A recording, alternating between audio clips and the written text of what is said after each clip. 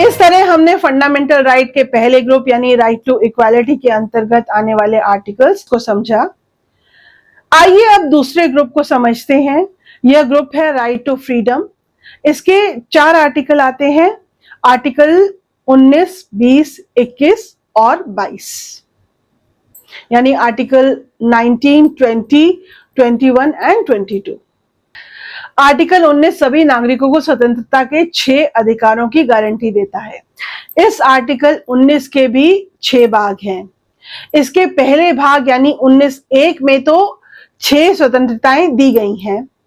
उसके बाद अगले 5 भागों में यानी 19(2) से लेकर 19(6) तक इन स्वतंत्रताओं पर लगाई गई सीमाओं के बारे में बताया गया है। तो आर्टिकल 19(1) ये 6 स्वतंत्रताएं देता है। Right to freedom of speech and expression, right to assemble peaceably and without arms, right to form association और यूनियन और cooperative society, right to move freely throughout the territory of India, right to reside and settle in any part of territory of India, right to practice any profession or to carry on any occupation, trade or business। अब हम इन 6 स्वतंत्रताओं को आसान शब्दों में लेकिन detail से समझते हैं, पर मैं फिर ध्यान दिलाना चाहूंगी कि आप इस बात पर ध्यान दीजिएगा कि हर प्रकार की स्वतंत्रता पर कुछ सीमाएं यानी पाबंदियां भी लगी हुई होती हैं, और ऐसा नहीं है कि स्वतंत्रता असीमित है। और ज्यादातर ये पाबंदियां इस बात को ध्यान में रखकर लगाई गई हैं कि किसी को मिली हुई स्वतंत्रता का ये मतलब नहीं कि इस अधिकार के नाम पर उसको हिंसा फैलाने, देश की सुरक्षा को खतरे में डालने या कोई अनैतिक काम शुरू कर देने या देश की संस्कृति और धरोहर को नुकसान पहुंचाने की स्वतंत्रता है। तो हर स्वतंत्रता के साथ हम उस पर लगाई गई सीमाएं या पाबंदियां भी समझते चलेंगे। तो स्वतंत्रता के बारे में तो जानना है, पर पाबंदियों के बारे में भी जानना है।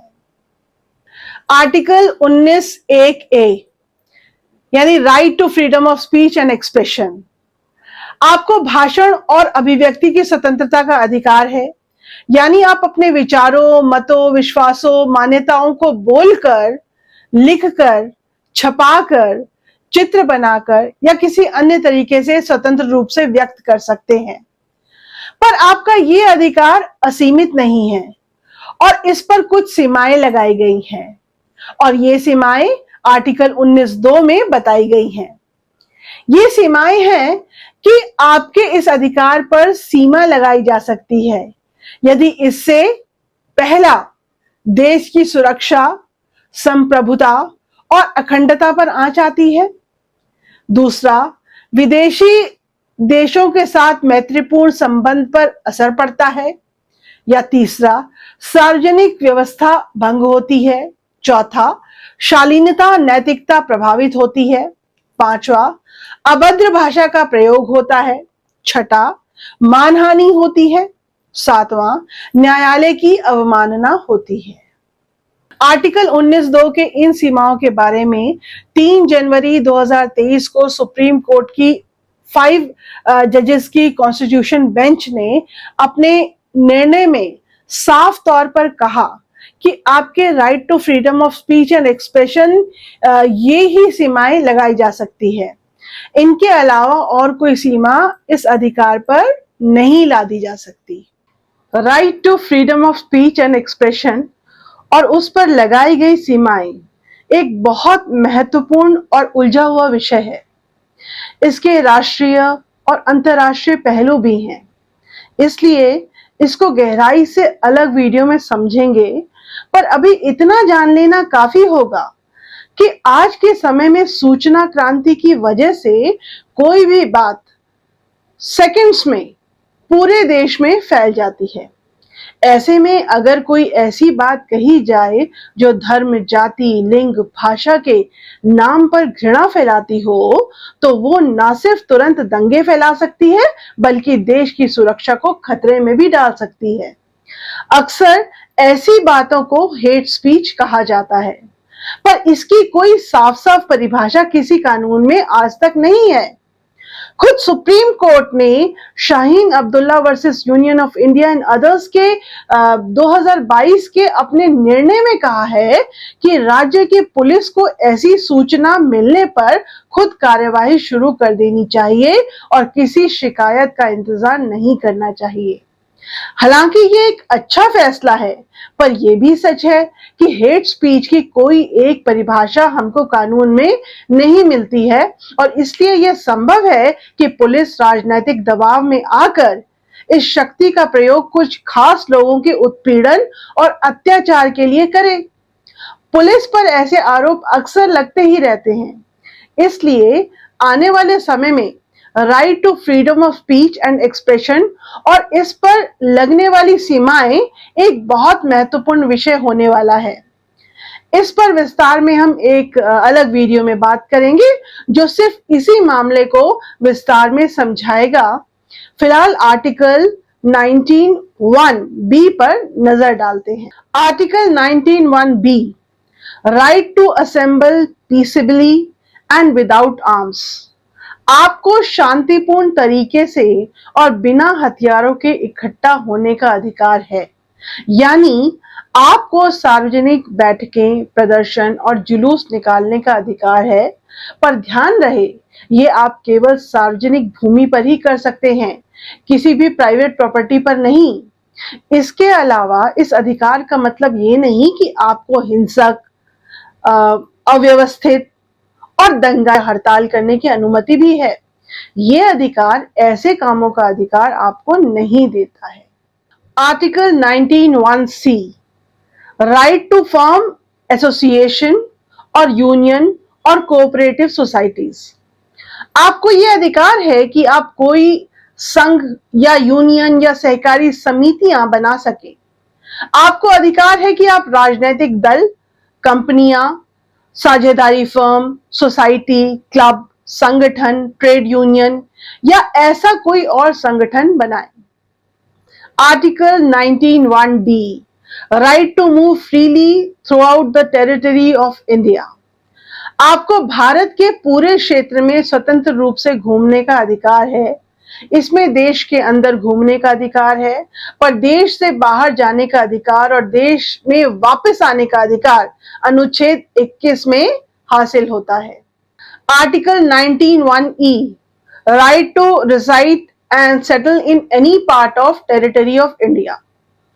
आपको भारत के किसी भी हिस्से में निवास करने और बसने का अधिकार है, पर ध्यान रहे कि संविधान का आर्टिकल 19(5) भारत के पूरे क्षेत्र में स्वतंत्र रूप से घूमने, किसी भी हिस्से में निवास करने और बसने के अधिकार पर जनरल पब्लिक या शेड्यूल ट्राइब के हितों को ध्यान में रखते हुए कुछ प्रतिबंध लगाने की इजाजत देता है।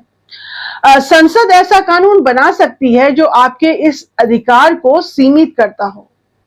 जैसे देश में कुछ ऐसे आदिवासी या ट्राइबल हिस्से हैं जहां जाने के लिए आपको विशेष अनुमति की आवश्यकता है, या जहां बाहरी लोगों के निवास करने और बसने का कुछ प्रतिबंध है, ताकि उन ट्राइब्स की विशिष्ट संस्कृति, रीति रिवाजों, पारंपरिक व्यवसाय और संपत्तियों की रक्षा हो सके।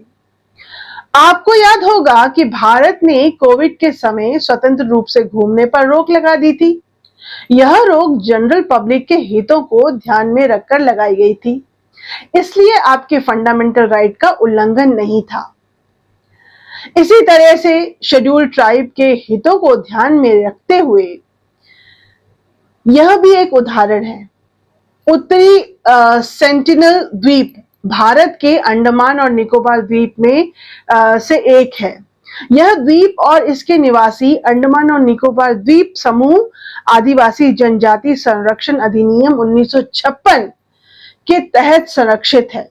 इस अधिनियम के तहत द्वीप पर किसी भी तरह की यात्रा और 5 समुद्री मील यानी कि 9.26 किलोमीटर से ज्यादा नजदीक जाने का सख्त प्रतिबंध है। यह प्रतिबंध दोनों तरफ से लोगों, निवासियों और आने जाने वालों की सुरक्षा के लिए है। द्वीपवासी किसी भी बाहरी आने जाने वाले का स्वागत नहीं करते और वे बलपूर्वक द्वीप की रक्षा करते हैं। और चूंकि यह द्वीप हजारों वर्षों से कभी भी दुनिया के संपर्क में नहीं आया है, इसलिए इनमें हमारी किसी भी सामान्य बीमारी के प्रति प्रतिरोधक क्षमता यानी इम्यूनिटी शून्य है यानी 0 है। और अगर ऐसी कोई बीमारी यहाँ फैल गई तो इस द्वीप की छोटी सी आबादी भी खतरे में पड़ जाएगी। अभी 2018 में जॉन एलन चाओ नाम के एक अमेरिकन ने यहां जाने का प्रयास किया और आदिवासियों द्वारा वह मारे गए।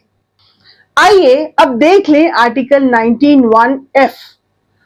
तो दरअसल यह आर्टिकल हमारे संपत्ति के मौलिक अधिकार की बात करता है, पर आपको याद होगा कि हमने बताया था कि का अधिकार तो मौलिक अधिकार से हटाकर कानूनी अधिकार बना दिया गया है, इसलिए आर्टिकल 19(1)(f भी अब संविधान से हटा दिया गया है। अगला आर्टिकल है article 19(1)(g। Right to practise any profession or to carry on any occupation, trade और business। यह आर्टिकल आपको किसी भी पेशे का अभ्यास करने या किसी भी व्यवसाय, व्यापार या व्यवसाय को चलाने का अधिकार देता है, पर इसमें ऐसा पेशा अपनाने का अधिकार शामिल नहीं है जो अनैतिक हो, जैसे महिलाओं या बच्चों की तस्करी या खतरनाक हानिकारक ड्रग्स या विस्फोटक आदि हो। तो इस तरह से हमने आर्टिकल 19 के तहत हमको मिली स्वतंत्रताओं और उनके ऊपर लगाई गई सीमाओं के बारे में विस्तार से जाना।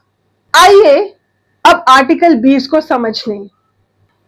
Article 20 protection in respect of conviction and offences. संविधान किसी भी आरोपी व्यक्ति को मनमाने और अत्यधिक दंड के विरुद्ध संरक्षण प्रदान करता है। यह संरक्षण नागरिकों, विदेशियों और कंपनी या निगमों को सबको दिया गया है। साधारण शब्दों में यह आर्टिकल कहता है कि किसी भी व्यक्ति को किसी भी अपराध के लिए दोषी नहीं ठहराया जाएगा, सिवाय उस अपराध के जो अपराध होते समय कानूनन अपराध था। इसको उदाहरण से समझते हैं।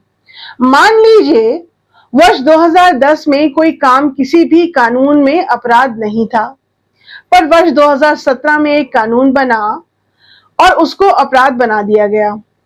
अब ऐसे में अगर किसी व्यक्ति ने 2017 से पहले वह काम करा हो तो उसके उस काम को अपराध नहीं माना जाएगा, परंतु अगर वही काम वह व्यक्ति 2017 के बाद करता है तो उसे कानूनन अपराधी माना जाएगा। इसी तरह किसी भी अपराध के लिए उससे ज्यादा सजा नहीं दी जा सकती, तो सजा अपराध करते समय कानून ने निर्धारित की थी। अब मान लीजिए चोरी किसी अपराध की सजा 2017 से पहले 1000 रुपए जुर्माना की थी और 2017 के बाद यह सजा बढ़ाकर 5000 रुपए कर दी, तो जिस व्यक्ति ने यह अपराध 2017 से पहले किया उसको 1000 जुर्माना भरना पड़ेगा, और जिस व्यक्ति ने वही अपराध 2017 के बाद किया उसे 5000 रुपए जुर्माना देना होगा। इसके अलावा किसी भी व्यक्ति पर एक ही अपराध के लिए एक से अधिक बार मुकदमा नहीं चलाया जाएगा और उसे दंडित नहीं किया जाएगा। इसके अलावा एक और महत्वपूर्ण बात यह है कि किसी भी अपराध के आरोपी व्यक्ति को खुद के खिलाफ गवाही देने के लिए मजबूर नहीं किया जा सकता। यहां एक बात का ध्यान दें कि किसी भी व्यक्ति को अपने खिलाफ बयान देने के लिए मजबूर नहीं किया जा सकता, पर इसका मतलब ये नहीं कि मान लीजिए अगर उस पर किसी ने खून का आरोप लगाया और जिस हथियार से उसने खून किया है वह उसने छुपा दिया, तो पुलिस को पूरा अधिकार होगा कि वह उससे पूछे कि उसने वह हथियार कहां छुपाया है। ऐसी स्थिति में उस पर यह अधिकार लागू नहीं होगा। आर्टिकल 20 के बाद बहुत महत्वपूर्ण आर्टिकल है article 21, protection of life and personal liberty, जीवन और व्यक्तिगत स्वतंत्रता का संरक्षण। अनुच्छेद 21 आदेश करता है कि कानून द्वारा स्थापित प्रक्रिया के अनुसार ही किसी व्यक्ति को उसके जीवन या व्यक्तिगत स्वतंत्रता से वंचित किया जाएगा। अब ये डेफिनेशन आपको थोड़ी कठिन लगेगी, पर है नहीं। जीवन से वंचित होने मतलब मृत्युदंड और व्यक्तिगत स्वतंत्रता से वंचित करना मतलब अरेस्ट या डिटेन करना। तो इस अधिकार का सीधा साधा अर्थ है कि किसी भी व्यक्ति को मनमाने तरीके से ना तो अरेस्ट किया जा सकता है और ना ही मृत्युदंड दिया जा सकता है। यदि राज्य किसी को मृत्युदंड देता है या अरेस्ट करता है तो यह किसी कानून में लिखे गए तरीके से ही हो सकता है। और ध्यान रहे, यह अधिकार नागरिकों और गैर नागरिकों दोनों को उपलब्ध है। अब ऐसे में मान लीजिए कल संसद एक ऐसा कानून बना देती है कि अगर जाति ए का व्यक्ति जाति बी की व्यक्ति को थप्पड़ मारता है तो उसको 10 साल कैद हो सकती है, पर अगर जाति बी का व्यक्ति जाति ए को थप्पड़ मारता है तो उसको कोई कैद नहीं होगी, बस 100 रुपए जुर्माना देना पड़ेगा। तो क्या आपको लगता है कि ये ठीक है? क्या ये भेदभावपूर्ण और अन्याय नहीं है? तो इस मामले में हमारे देश में एक लंबी और महत्वपूर्ण बहस चली है। शुरुआत में यह माना जाता था कि संसद कोई भी कानून बनाकर जीवन और व्यक्तिगत स्वतंत्रता को छीन सकती है। संसद के बनाए कानून के ऊपर कोई प्रश्न नहीं उठाया जा सकता। अगर वो कानून गलत होगा तो जब अगले चुनाव होंगे तो नई संसद बनेगी तो वो उस कानून को बदल सकती है, पर और कोई उसे नहीं बदल सकता। यह विचारधारा दरअसल इंग्लैंड की उस विचारधारा से प्रेरित थी जिसे कहते हैं प्रोसीजर एस्टैब्लिश्ड बाय लॉ। इसका मतलब यह है कि अगर जीवन और व्यक्तिगत स्वतंत्रता को छीनने के लिए संसद कोई कानून बना दे और किसी व्यक्ति का जीवन या उसकी व्यक्तिगत स्वतंत्रता उस कानून में लिखे गए प्रोसीजर यानी तरीके से ले लिया जाए तो कानूनी रूप से उसमें कोई दखलंदाजी नहीं की जा सकती। संसद का बनाया कानून ही आखिरी शब्द होगा। कोई कोर्ट ये प्रश्न नहीं पूछ सकता कि क्या जो कानून बनाया गया वो तर्कसंगत है, गलत है, अन्यायपूर्ण है। साल 1951 में ए.के. गोपालन वर्सेस स्टेट ऑफ मद्रास के मामले में सुप्रीम कोर्ट ने बहुमत से यही फैसला दिया था, पर साल 1978 में सुप्रीम कोर्ट ने Maneka versus union of India case में अपने उस फैसले को पलट दिया और ए.के. गोपालन versus state of Madras case में जो विचार अल्पमत का था वो अब बहुमत बन गया। इस निर्णय के बाद से अब जीवन और व्यक्तिगत स्वतंत्रता से संबंध अगर कोई कानून संसद बनाती है तो उस कानून में इस बात को स्पष्ट रूप से लिखना होगा कि किसी व्यक्ति को उसके जीवन या व्यक्तिगत स्वतंत्रता से वंचित करने के लिए क्या तरीका या प्रक्रिया होगी, और वह प्रक्रिया या तरीका आर्बिट्री, अनफेयर या अनरीजनेबल नहीं होना चाहिए। यानी यह प्रक्रिया मनमानी नहीं हो सकती, अन्यायपूर्ण नहीं हो सकती और अनुचित, अविवेकपूर्ण या असंगत नहीं हो सकती। और अगर यह प्रश्न उठता है कि वह प्रक्रिया ऐसी है तो इस पर अंतिम फैसला अदालत में होगा जहां उस कानून को जांचा परखा जाएगा और गलत साबित होने पर उस कानून को निरस्त भी किया जा सकता है। इसके अलावा protection of life and personal liberty का बहुत महत्वपूर्ण पहलू यह भी है कि जीवन का अधिकार केवल जानवर की तरह बस जीने या अस्तित्व बनाए रखने का अधिकार नहीं है, बल्कि इसमें मानवीय गरिमा यानी ह्यूमन डिग्निटी के साथ जीने का अधिकार भी शामिल है। मानवीय गरिमा यानी ह्यूमन डिग्निटी के साथ जीने का अर्थ है ऐसा जीवन जो किसी भी इंसान को इंसान की तरह जीने के लायक, सार्थक और पूर्ण बनाते हैं। साल 2018 में सुप्रीम कोर्ट ने इसी कारण से पैसिव यूथनेसिया यानी निष्क्रिय इच्छा मृत्यु को स्वीकार किया।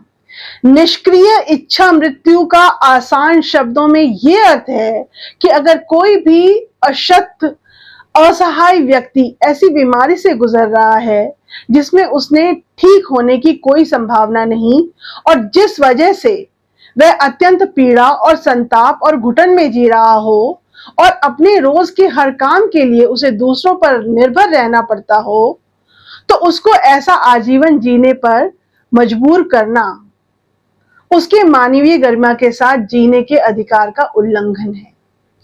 ऐसे में यदि उसकी मृत्यु की इच्छा का सम्मान करते हुए उसको बचाने का कोई प्रयास नहीं किया जाए और निष्क्रिय रहा जाए, तो ये पैसिव यूथनेसिया यानी निष्क्रिय इच्छा मृत्यु है। इसका एक उदाहरण हो सकता है कि ऐसे व्यक्ति को जीवन रक्षक उपकरण यानी लाइफ सपोर्ट इंस्ट्रूमेंट हटा दिए जाएं। इसको आप ज्यादा अच्छे से समझ सकते हैं। अगर आप समझे कि एक्टिव यूथनेसिया यानी सक्रिय इच्छा मृत्यु क्या है, तो जिस अशक्त बीमार व्यक्ति की बात मैंने की, यदि उसके दर्द से परेशान होकर उसको कोई भी ऐसी दवाई दी जाए या घातक इंजेक्शन लगा दिए जाए जो उसके जीवन को कम कर सके, या एक्टिव यूथनेसिया यानी सक्रिय इच्छा मृत्यु। भारत में सुप्रीम कोर्ट के 2018 के आदेश के बाद ये पैसिव यूथनेसिया यानी निष्क्रिय इच्छा मृत्यु स्वीकार हो गई है, पर एक्टिव यूथनेसिया गैर कानूनी है। ये पैसिव यूथनेसिया संविधान के आर्टिकल 21 में दिए गए जीने के अधिकार के अंतर्गत ही है। यह सुनने में अजीब लग सकता है कि इच्छा मृत्यु और जीने के अधिकार तो बिल्कुल उल्टी चीजें हैं, पर ध्यान रखिए कि हमारा संविधान जीने के अधिकार में सम्मान, गरिमापूर्ण जीवन को शामिल करता है, और यदि प्राकृतिक रूप से किसी व्यक्ति के लिए यह असंभव है और वह इच्छा मृत्यु चाहता है, तो उसके मृत्यु में सहायक तो नहीं बना जा सकता, परंतु उसके दयनीय, पीड़ादायक, संतापपूर्ण जीवन को अप्राकृतिक रूप से और लंबा करने से बचाया जा सकता है। परंतु ध्यान रखें, आप और हम किसी को निष्क्रिय इच्छा मृत्यु नहीं दे सकते। यह एक बहुत गंभीर विषय है और सुप्रीम कोर्ट ने इस मामले में बहुत से गाइडलाइन बनाए हैं।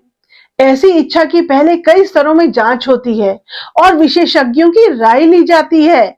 उसके बाद अदालतों के आदेश और देखरेख में इसको कार्यान्वित किया जाता है, ताकि ऐसे मामलों में कोई गलती, साजिश या अपराध ना किया जा सके। इसलिए सुप्रीम कोर्ट को इस गाइडलाइन का बहुत ध्यान से बिना गलती के पालन करना जरूरी है। इसी तरह से सुप्रीम कोर्ट ने कस्टोडियल डेथ यानी कैद में होने वाली मौतों को भी बहुत गंभीरता से लिया है, क्योंकि ऐसी मौतें यातना, निर्दयी, अमानवीय और अपमानजनक होती हैं और इसलिए आर्टिकल 21 के अंतर्गत मिले गरिमापूर्ण जीवन के अधिकार का उल्लंघन करती हैं। यदि किसी कैदी को मृत्यु दंड मिलता है तो उसे एक प्रक्रिया के बाद मृत्यु दी जाएगी, पर उस प्रक्रिया का पालन किए बगैर मौत हो जाना उसके फंडामेंटल राइट्स का उल्लंघन है। इसी तरह से किसी व्यक्ति को narco analysis lie detector test के लिए मजबूर नहीं किया जा सकता, क्योंकि ये आपकी प्राइवेसी यानी गोपनीयता को भंग करता है। अगर ये टेस्ट जबरदस्ती कर लिया जाए तो ये आपके मन की गोपनीयता भंग करता है। आपका मन आपके अंतर्गत और बिल्कुल निजी विचारों को सहेज कर रखता है और नार्को टेस्ट इसमें घुसकर आपके मानवीय गरिमा से जीने के अधिकार का उल्लंघन करता है। तो इसी मानवीय गरिमा से जीने के अधिकार को और विस्तार देते हुए शिक्षा का अधिकार भी दिया गया है। राइट टू एजुकेशन यह अनुच्छेद 21A में है और इसमें घोषणा की गई कि राज्य 6 से 14 वर्ष की आयु के सभी बच्चों को निशुल्क और अनिवार्य शिक्षा प्रदान करेगा।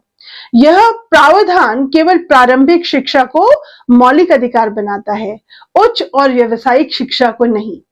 यह प्रावधान 2002 के 86वें संविधान संशोधन अधिनियम द्वारा जोड़ा गया था। इस संशोधन से पहले संविधान के भाग 4 में अनुच्छेद 45 के तहत बच्चों के लिए निशुल्क और अनिवार्य शिक्षा का प्रावधान था। आपने इसके बारे में डीपीएसपी पर हमारे वीडियो में एक विस्तार से देखा होगा, उसका लिंक मैंने नीचे डिस्क्रिप्शन में दिया हुआ है। आर्टिकल 21 के बाद अगला बहुत महत्वपूर्ण आर्टिकल है article 22, protection against arrest and detention. Article 22 कुछ मामलों में गिरफ्तार या डिटेन किए हुए व्यक्तियों को संरक्षण या प्रोटेक्शन देता है। डिटेंशन या निरोध दो प्रकार के होते हैं, पुनिटिव या दंडात्मक, जो अदालत में जुर्म साबित होने के बाद किया जाता है, और प्रिवेंटिव या निवारक, जो जुर्म सिद्ध होने से पहले किया जा सकता है ताकि किसी घटना को होने से पहले रोका जा सके। आर्टिकल 22 का पहला भाग सामान्य कानून से संबंधित है और इसमें जाकर किसी व्यक्ति को गिरफ्तार किया जा रहा हो तो उसको कुछ अधिकार दिए गए हैं। वो अधिकार हैं, पहला, गिरफ्तारी के आधारों के बारे में सूचित किए जाने का अधिकार। दूसरा, वकील से परामर्श करने और अपने बचाव का अधिकार। तीसरा, यात्रा के समय को छोड़कर 24 घंटे के भीतर मजिस्ट्रेट के सामने पेश किए जाने का अधिकार।